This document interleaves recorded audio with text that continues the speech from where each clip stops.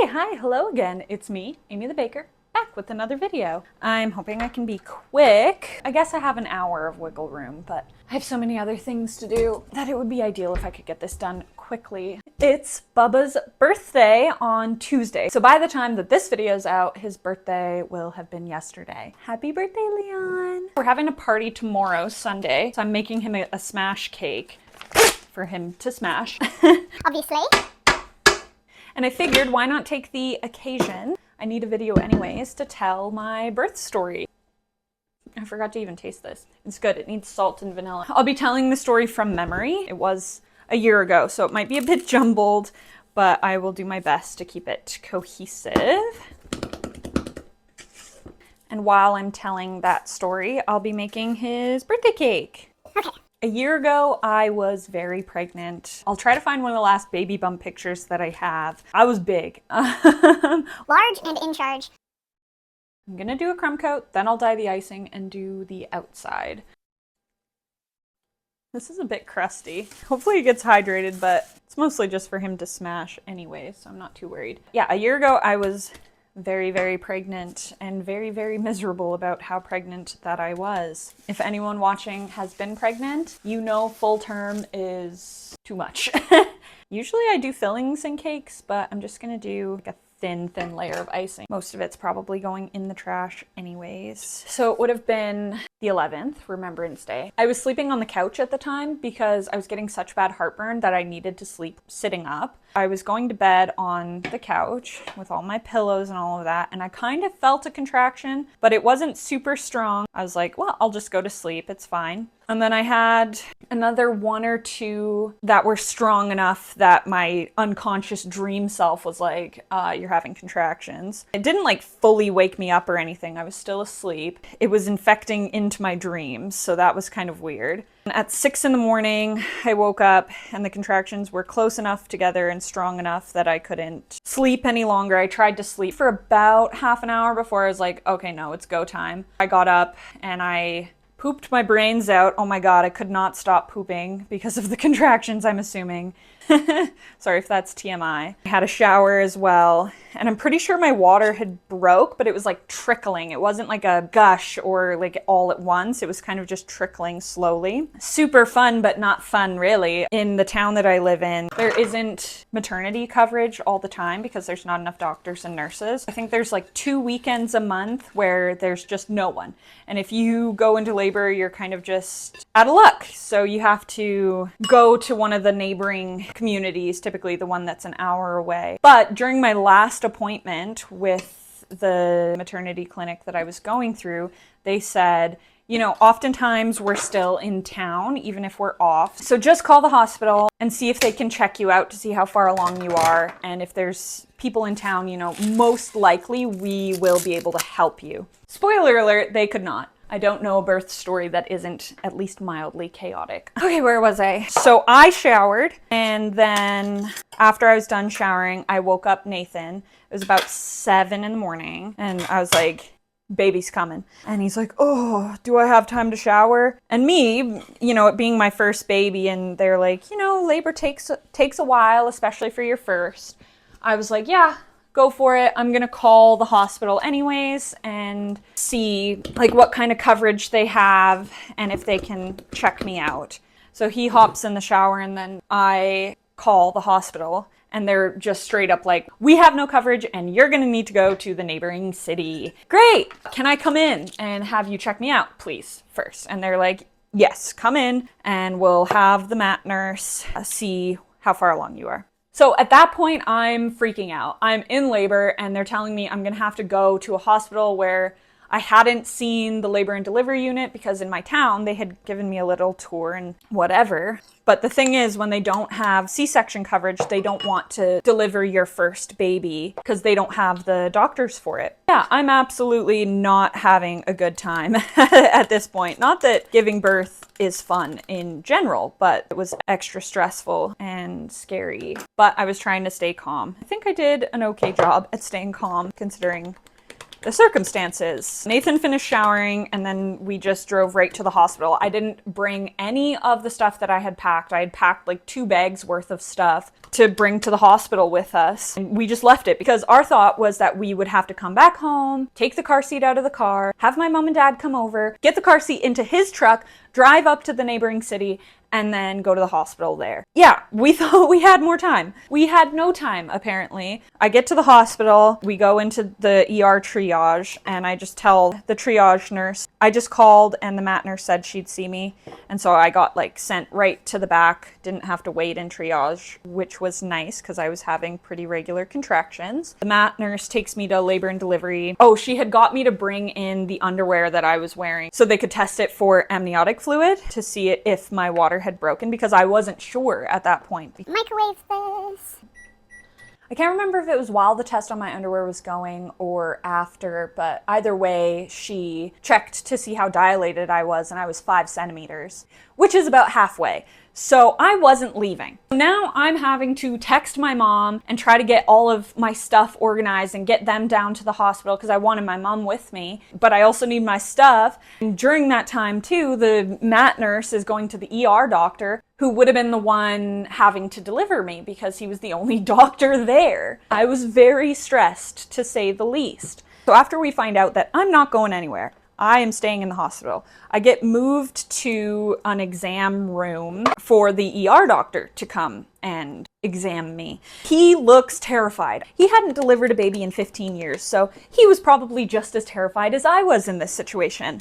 He examines me and he's like, yeah, she's not going anywhere. And they were trying to get me an ambulance to go from my town to the city over. But the ambulance drivers didn't want to take me because of how far along I was. Understandable. Either way, I'm in this stuffy little exam room where there's nowhere for me to sit down. I'm having very regular contractions. I'm having to try to message my mom to get all of my stuff and get everything organized and get ready for this baby that is coming. It's coming. After I don't know how long, because time is an illusion. It felt like forever that I was in that exam room. The mat nurse came back in to check on me and I asked if I could go somewhere more comfortable. So she took me back to labor and delivery and just took me straight into the delivery room. So they're going back and forth with the ambulance and they're really not comfortable. So I'm having this baby in my town and I'm freaking out. Like I said before, the ER doctor looked about as terrified as I did. So we're in there for a while. My mom and dad show up. Thankfully, the mat nurse comes in and she tells me that one of the midwives in town is willing to come in, but she needs about an hour. And I'm like, great,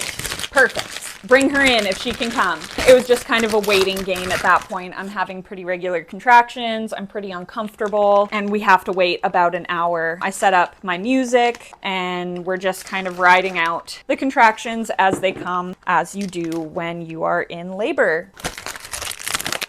Okay, let me get this cake out. Okay, I'm just taking off the excess. Yeah, I'm super busy today because I gotta bake those cupcakes. Bubba's at my parents' right now, but I gotta be back there ideally before 3:30 to pick him up for his next nap. Why is this moving around? I need you to stay. Well, I gotta pick up Bubby and then probably start dinner. I'm making 3-cheese stuffed pasta because my sister's in town and she hasn't had my 3-cheese stuffed pasta and it is very nice. So I wanted to make that for her while she's down. I don't know if I'll have time to bake the cupcakes before I'm going to the musical that the local theater production is putting on. So that should be fun. Busy day, and then busy day tomorrow setting up his party and having his party.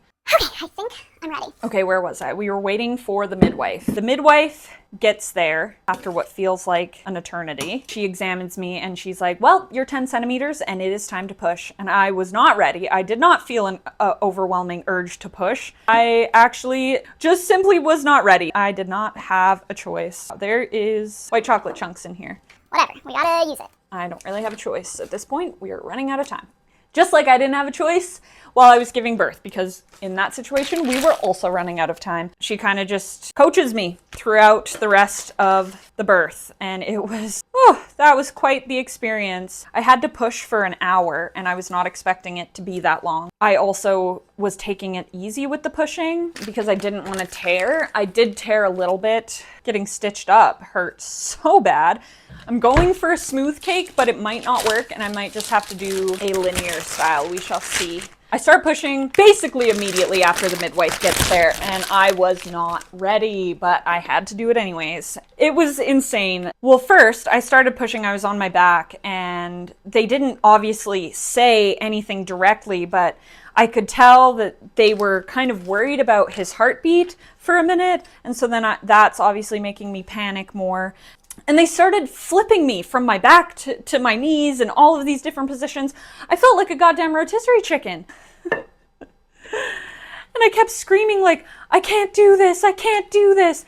My mom and my partner are rubbing my back and just being there for me, and everyone's being like, you can do this, you can do this. I really felt like I couldn't, but I really didn't have a choice. There was no shipping me to the city over. There was no option to have a C-section. So I really had no choice but to keep pushing. Just keep pushing, just keep pushing. I wish I could have listened to my body better, because they kept being like, push, push, push, more. Like, you can do it, you can do it. But I think if I had like relaxed myself and let the contractions kind of move along, like, it would have been more effective. And I obviously don't blame the doctors and the mat nurses, because they were just doing their best as well. This kind of looks like shit. Yeah, so I'm flipping around, I'm squatting, I'm on my hands and knees, I'm on my back. Oh, I just remembered at one point, the midwife was like, his head's almost out, you want to feel? And I'm like, no. And then at the next contraction, she's like, come on, feel it, because she was trying to encourage me to push more. So I reached down and I can feel his little head, and I was like, oh my God. It was terrifying and beautiful at the same time, which pretty well sums up giving birth. I don't know what I'm doing with this. Okay, I really gotta hurry up. It's 3. Oh, actually, I remember what happened was they kept just saying, you gotta push, you gotta push, you gotta push. And I was like, I'm getting dizzy. Like, I need a break. And I took a contraction to take a break and just breathe and just be present. Literally the next contraction, I pushed out his head. And the contraction after that, I pushed out the rest of his body. I just feel like I did not need to push for an hour. And if I had been able to listen to my body and advocate for myself in that moment, but obviously you can't, I didn't have an epidural. I didn't have any sort of pain management. I didn't even have laughing gas. I had nothing. Pure 100% real raw birth. It was insane. But yeah, I feel like it could have been quicker. It's okay. He's here and we love him. I'm mad that this buttercream's so lumpy. My chocolate wasn't fully melted. He came out. They put him directly on my chest. It was really nice with the midwife, because she practiced all of the most recent best guidelines for baby. We did delayed cord cutting, and Nathan got to cut the cord. Then they took him to be weighed and all of that. He was here, and that was, I think he was born at 12:04. So I went into like full on labor at 6 in the morning, and he was born at 12. It was a very, very fast labor. And if you count like my very first contractions, which were probably around like 11:30, midnight, it was like 12 hours. Because there was no nurse coverage, the mat nurse said, well, you can stay if you want, if you feel that you need to, but we don't have a nurse at night, so you would be alone anyways. If you want to go home, you can. And by 6 o'clock that night, we were home. And let me tell you, being alone at home with a newborn is terrifying when you've never had one. Who would have thunk? I gotta go get my bubby. But don't you worry, don't you fret. For this video, it's not over yet. I, Amy the baker, and potentially little Bubs, will be back right now. I'm back with a bubby and a cupcake. It's his birthday today. Happy birthday, puppy. Oh gosh. Yeah, that's cake. We had his birthday party a couple days ago. It was so good. He did so well. I forgot there's sprinkles. They're very hard. No, uninterested? Okay, you go play on the floor then. I was hoping he'd be more interested in the cupcake, but we just had dinner. So he's probably not super hungry. That's okay. I don't know what kind of audio quality that first little bit's gonna have. Sorry, guys. Not even halfway done editing the video, but going back through, I'm realizing I missed like small details, but whatever. I also just wish I told stories better. Most of the people in my life, especially my family, don't want to listen to me, and so when I'm talking, I just like try to get out everything as quick as possible. Now that's something I can work on. Oh, cupcakes? Delicious. Bubby actually smashed his smash cake. It was very cute. It's been a whole year. I honestly think that this is my favorite age he's been so far, and I just love him. But I gotta go. If you made it this far in the video, leave a like. Comment down below when your champagne birthday is. Mine was when I was 8, didn't even know they existed. His will be when he's 11. A champagne birthday is just when you're the same age as the day of your birthday. Whatever. Subscribe if you haven't done that already, and I'll see you guys again in the next one. Peace.